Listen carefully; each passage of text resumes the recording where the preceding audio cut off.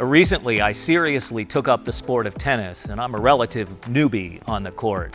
My wife, Sunny, though, she's not. She's been at this game practically since birth. She grew up in South Florida, and you know there are as many tennis courts there as there are swimming pools, and she's good. I'm not, at least not yet.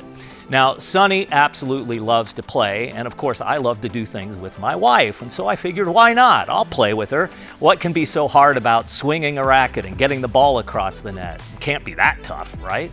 Boy, was I wrong. There's the serve. The serve. I've been practicing that lately. You get 2 tries each time to serve to your opponent, and more often than not, the ball slams into the net or lands out of bounds when I try to put some speed on it. Or when I do land my serve, it's sometimes so slow, a toddler could hit it. And then there's the return of serve, and there's ball placement, and there's positioning yourself on the court, and there's net play, and overheads, and forehands, and backhands, and there's the slice and the spin. You have to work on this, and you have to work on that. And worst of all, most of the time my wife beats me, which is just great for the old ego. And sometimes I get discouraged. I feel like giving up. And our walk with God can be a lot like a tennis game. We begin to follow Jesus, we're all excited, and then we learn that this walk isn't always easy. It takes some sweat. It's tough sometimes. Anything important in life can be tough. There's the struggle with our flesh and our spirit. We want to do what's right, but often we fail. We read our Bibles and we pray and we worship and we start telling others about Jesus, but sometimes our progress is slow. We take a bold step and we talk with someone about our faith and they don't seem interested in what we have to say. We pray and it doesn't appear that God is answering. We worship and God feels distant, even in church. We sometimes battle with our spouse and our kids and our bosses. And yet, as we walk with God and we look back to when we first started this walk, we see that we're not the same person, even if our progress seems achingly slow at times.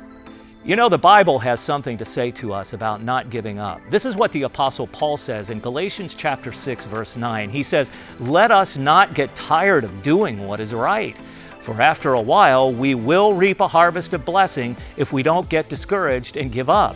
That's what God says. Do we really believe that? Now, this is the key to not losing heart right here in this verse. This is the key to having the energy that we all need for every struggle. Remembering that if we don't get discouraged and give up, we will eventually reap a harvest of blessing. We have to make a choice here. Do we allow ourselves to become discouraged, or do we stay the course and press toward the blessing that God says will be ours? I am no expert in my Christian walk. I am so far from perfect, but I do try to keep my eyes on the goal. And with God's help, I have no intention of turning back. And the same is true with my tennis game. I'm no expert at tennis either, believe me, but I am better than I was the day I started. And little by little, Sunny's getting some competition here. Besides that, I love it.